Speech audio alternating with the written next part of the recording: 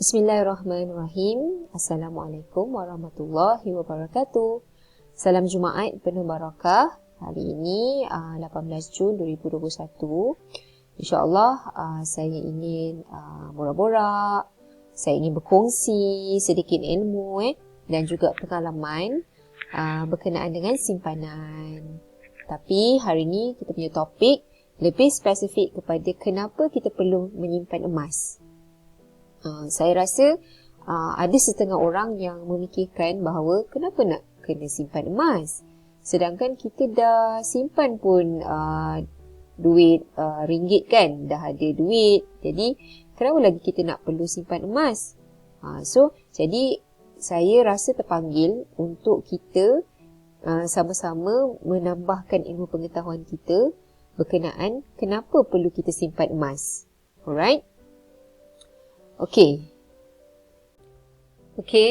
based on Sifu, Tuan Samsudin Kadi yang merupakan perunding kewangan dan ekonomi rakyat, dan dia merupakan salah satu perunding kewangan yang popular lah di Malaysia.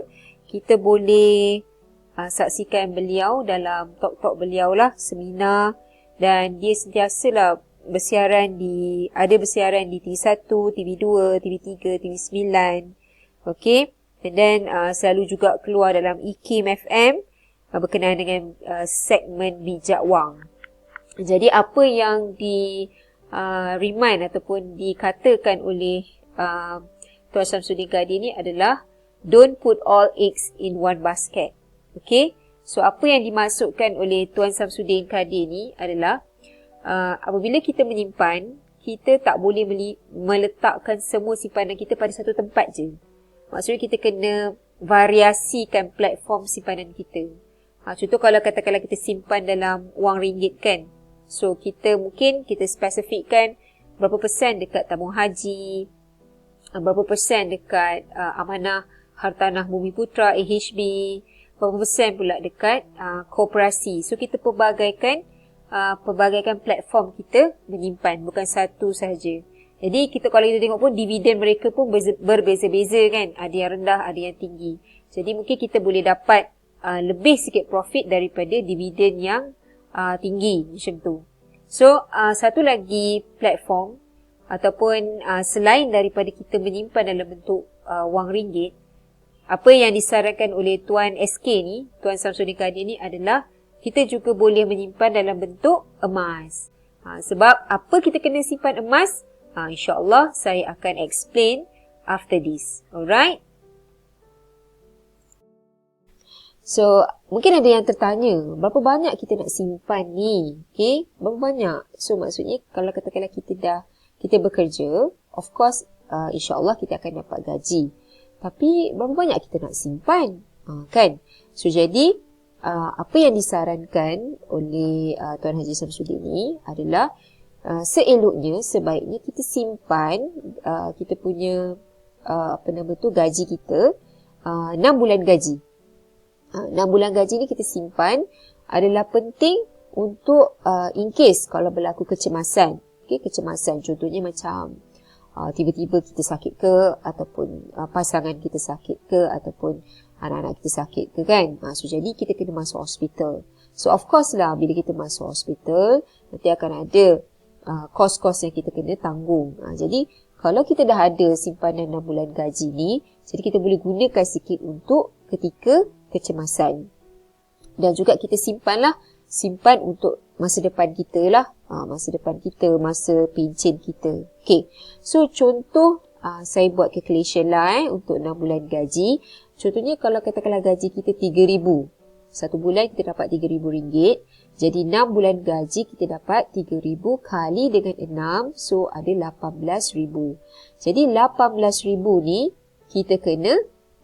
Okay. So jadi 18,000 ni kita kena simpan lah. Kita kena simpan untuk kecemasan dan juga masa depan kita. Tapi bukannya kita simpan sampai 18,000 kita stop. No. Maksudnya maksudnya katakanlah kita setiap bulan kan kita menyimpan, for example kita simpan 5% to 10% daripada gaji kita simpan setiap bulan. Alright. So kalau katakanlah kita dah cukup 18,000, alhamdulillah lah kita dah ada simpanan untuk kecemasan kita. Tapi kalau kita dah lebih, maksudnya dah cukup dah 18,000, jangan stop kat situ. Jadi kita terus lagi menyimpan sampailah kita pencen. Alright. Okey.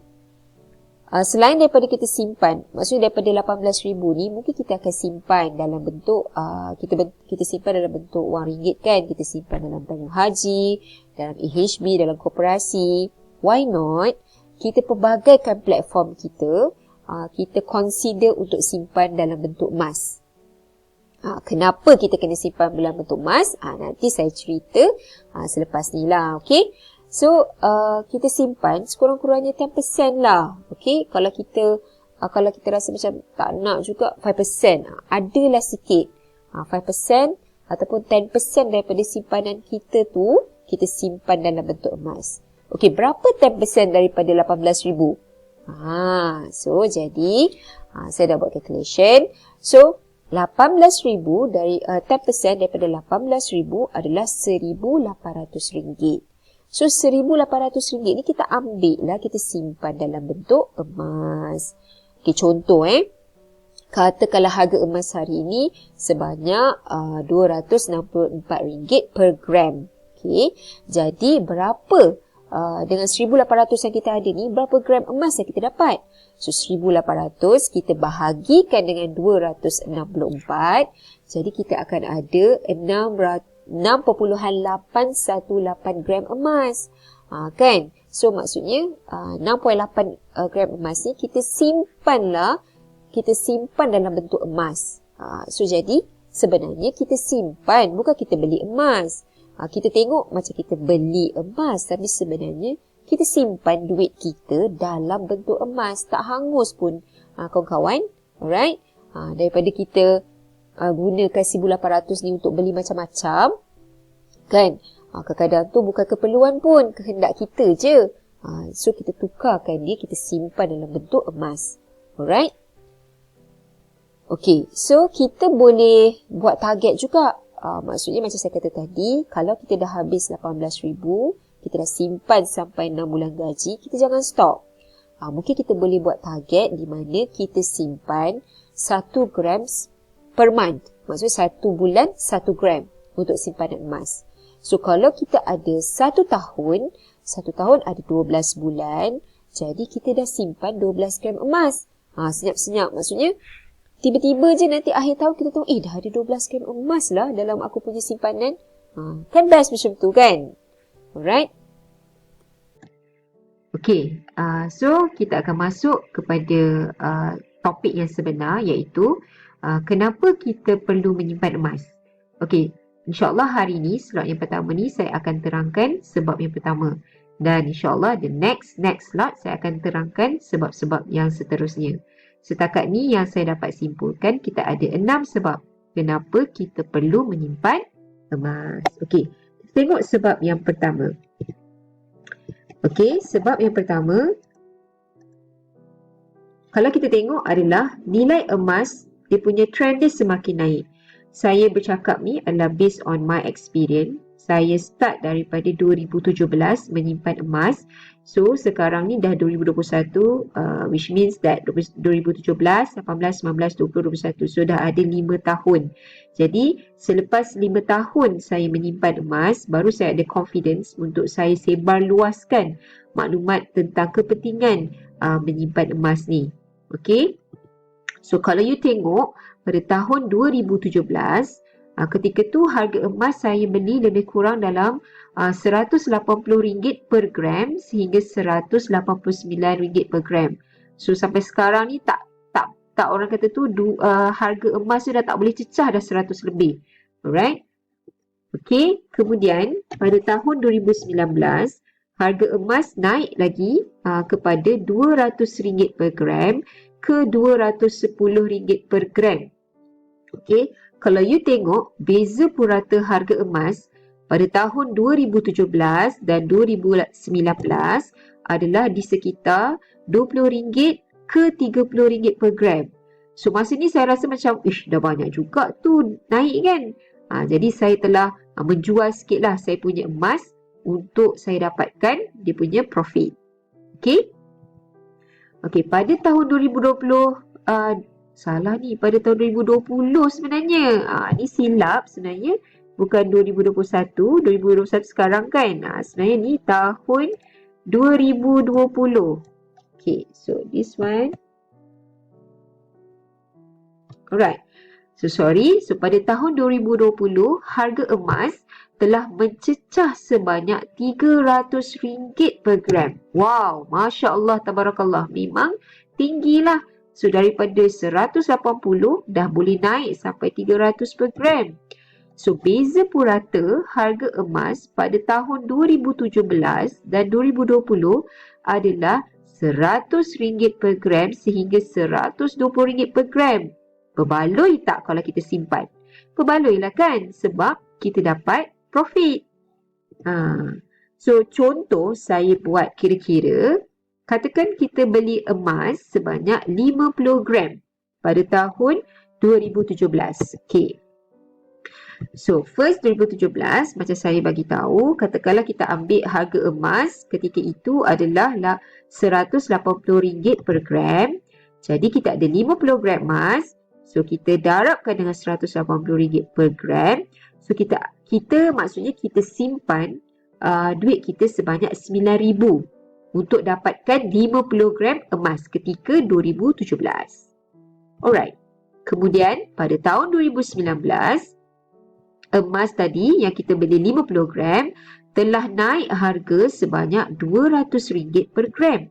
So you calculate balik lah. So 50 gram you darabkan dengan RM200 per gram. So sekarang ni harga emas you telah naik sebanyak RM10,000. Bayangkan pada tahun 2017 you beli RM9,000. Okay, you biarkan dia dalam akaun sebanyak 2 tahun. So dah naik jadi RM10,000. Kemudian pada tahun 2020, okay, emas naik lagi sebanyak RM300 per gram. Masya Allah. Jadi kita ada 50 gram emas tadi kan. So kita darabkan dengan RM300 per gram. So total value dari segi ringgit kita untuk emas 50 gram kita tadi tu adalah RM15,000. Kan banyak tu. Okay, kalau kita tengok, okay, saya dah buat conclusion lah. Maksudnya kalau katakanlah masa 2019 kita jual emas kita, okay, katakanlah tadi 50 gram kan. Okay, 2019 kita jual lah semua emas kita. So kita akan dapat beza di antara RM10,000 dengan RM9,000, kita dapat untung sebanyak RM1,000. Iaitu sebanyak keuntungan kita adalah 11%. Tapi if let's say kita biar je lah. Okay, kita biar je lah Maksudnya kita dah beli 2017, kita biar sampailah 2020. Okay, kita telah untung sebanyak RM6,000 sebab kita beli emas ketika itu RM9,000, tapi harga emas telah naik menjadi RM15,000. Jadi kalau kita jual ketika tahun 2020, jadi kita telah dapat untung sebanyak RM6,000 iaitu 67%. Banyak tak? Banyak. So sangat berbaloi. Kita tak perlu nak buat apa pun. Cuma kita simpan emas dan kita biarkan dalam akaun emas kita. Okay, ataupun kita simpan emas dalam bentuk emas fizikal, tak ada masalah. Dan akhirnya emas telah memberi profit kepada kita sebanyak 67%. So, kita boleh fikirlah kan, baloi ke tak berbaloi kita simpan emas. Alhamdulillah, saya rasa itu sahaja untuk sebab yang pertama. Kita pergi sikit-sikit dululah. Okey, so jadi sebab yang pertama, kenapa kita perlu simpan emas?